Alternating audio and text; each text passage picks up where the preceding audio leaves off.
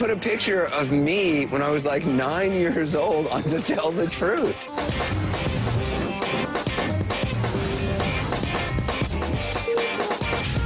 I have a confession. I am a total ghetto princess. I love rap and hip-hop music and Christian music. I thought he was kind of a dick yesterday. I'm very proud of the role that Al Jazeera has played.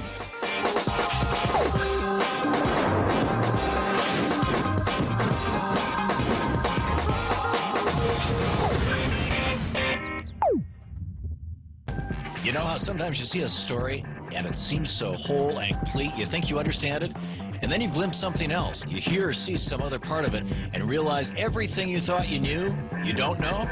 I'm Tom Hartman. Welcome to The Big Picture.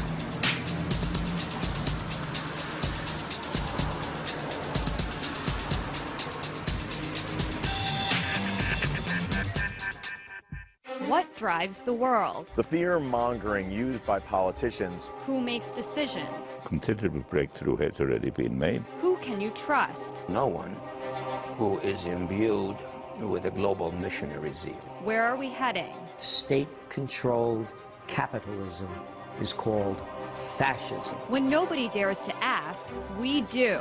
RT, question more.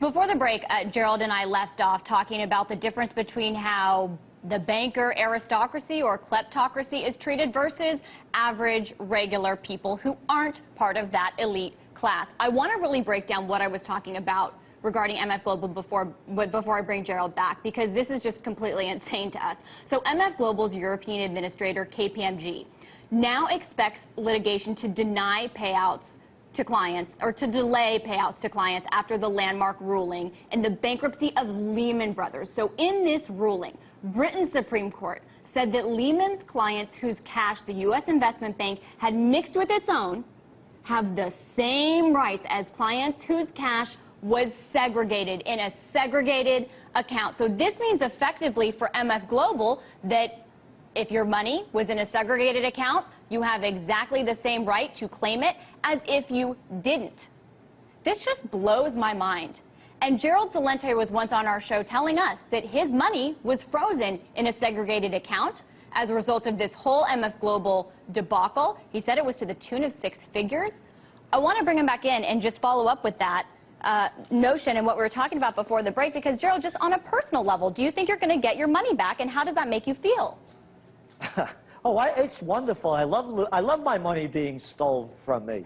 I mean, how do women like getting raped? It's a wonderful feeling. And they could do it. They could do anything that they want. I haven't had a better day in my life. Sleep wonderful at night when you find out you lose all that money. Oh, but it's okay. Look, when they bring that clown Corzine in before the House to testify, check it out. Honorable in front of his name. Honorable? I mean, the whole game is rigged. And look, we just had a major collapse, the worst since the Great Depression. Think of the differences. After the Great Depression, the banks were demonized. Glass-Steagall was put into play. Now the banks became the too big to fails, and we have to save them.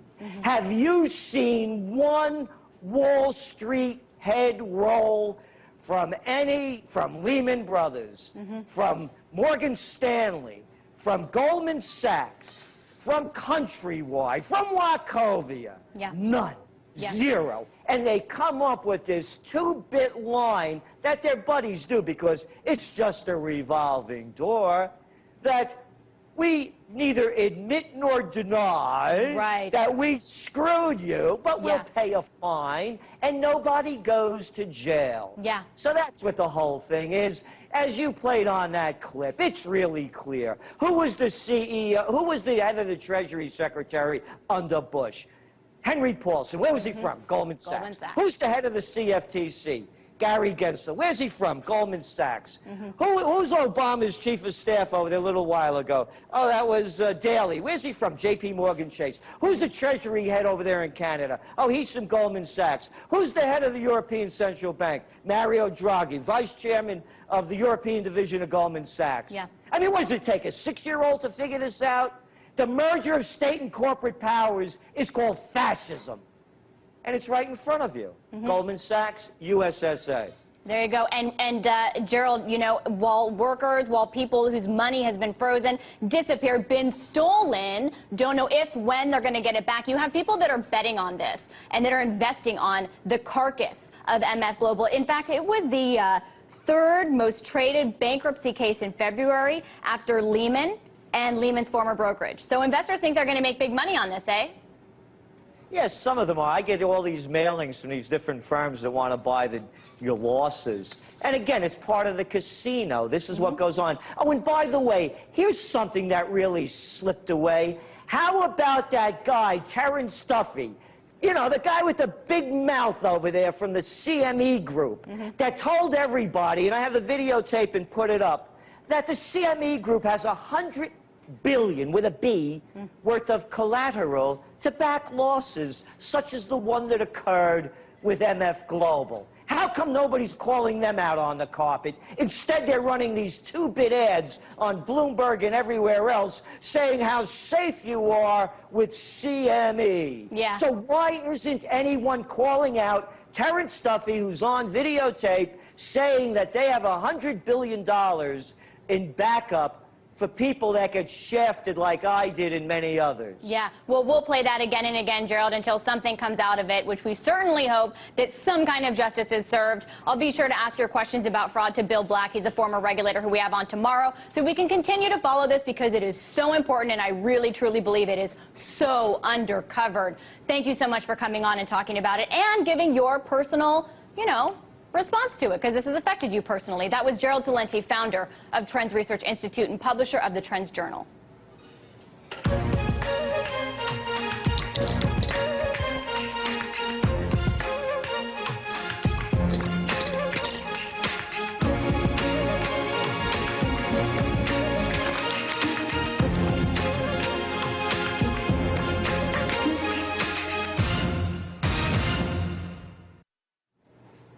All right, time for Loose Change. And before I bring Dimitri and Shannon in here, we didn't get to Gerald to talk about this chart that I brought up at the beginning of the show, what's driving our debt. That's part of Paul Ryan's budget plan, because I asked at the beginning of the show what is missing. Take a look at that. Defense. He doesn't put defense in there. Now, I don't know how something that is 19% of federal spending, more than 50% of discretionary spending, cannot be considered to be driving the debt. But I just wanted to point that out to everyone as yet another example of the wool being pulled over our eye. Now let's bring Dimitri and Shannon in to talk about some of these stories that we don't want you to miss, because Greg Smith claimed last week in his New York Times op-ed, of course, that some of his colleagues referred to Goldman Sachs clients as Muppets. That was just one of his scathing remarks about Goldman Sachs. But, you know, maybe it's those employees that actually have the most in common with Muppets. Look at this. We're Marley and Marley, avarice and greed. We took advantage of the poor, just ignored the needy. We specialized in causing pain, spreading fear and doubt. Look at that. What do you know? Muppet mortgage lenders. Now, Muppets got a star on the Hollywood Walk of Fame today. A good time to bring up some of the Muppet commentators that have come forward, other Goldman employees who have come out talking about their former employer. Let's bring them up. Some of the ones that caught our eye. You had a former partner with Goldman Sachs, Jackie Zenner, who said so much junk was created that should have never been, with disastrous consequences, and that will be a black mark on the whole industry for a long time, as it should be. That in and of itself is testimony to the industry in general having lost its way. When you can create toxic waste and make it as if it was not, you are indeed harming your moral fiber. And then there's Henry Goldman III, great-grandson of Goldman Sachs founder Marcus Goldman. On the op-ed to Business Insider, he told them, "I thought it was spot on." And then, of course, you have former investment banker himself, Michael Bloomberg, who came to Goldman's defense and said this about Lloyd Blankfein: he's trying to lead this firm at a time when God couldn't lead it without being criticized. I think that's the key, right? I mean, Max Keiser has been harping on this for a long time about the divine right of bankers. Remember, during the Middle Ages, you had the divine right of kings. The king had a direct line to God and was able to, therefore, have the right to say whatever he wanted to do on earth. And he's also talked about jihadi bankers. That's very important because the question is, does Bloomberg really believe that he and Goldfein are doing God's work, or Blankfein, whatever, doing God's work? And I think he really does, and he's a jihadi banker. Just like Blankfein, he's willing to blow himself up for the ideology, the idea that they are divine and they can do whatever they want. So basically, we're all Muppets because we allow these freaking kleptocrats to stand on top of the pyramid and basically say, we have a lifeline to God, we know what God wants, just give God a call, we'll talk to him, we'll tell you what to do. Speaking of God, do you know what success smells like, Dimitri? Because it seems like someone who may think he's God does. I'm worth many billions of dollars. Now, it's not to brag about. I'm worth many billions of dollars. It's very simple. She said I was bankrupt. Now, I never went bankrupt. She said I filed bankruptcy 3 times. I never filed bankruptcy. I never went bankrupt. But she said that was Donald Trump, of course, firing back super defensively to Rosie O'Donnell's attack. I think that was, a little bit ago. But now he's come out with a fragrance that is the smell of success. Do you think this is about success, or do you think this is about Donald Trump saying, I am successful?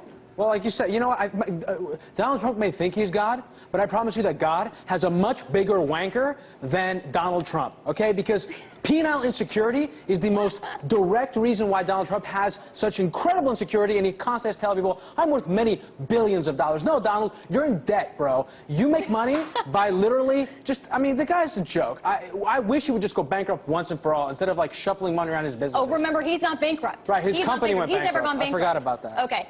We have to get to this story because it's so good. So Sweden may have been the first country to bring money to Europe, but now they want to ditch banknotes altogether. And even Abastar, whose name I cannot pronounce, is backing Sweden's move towards a cashless society after his son was robbed 3 times. Listen to this.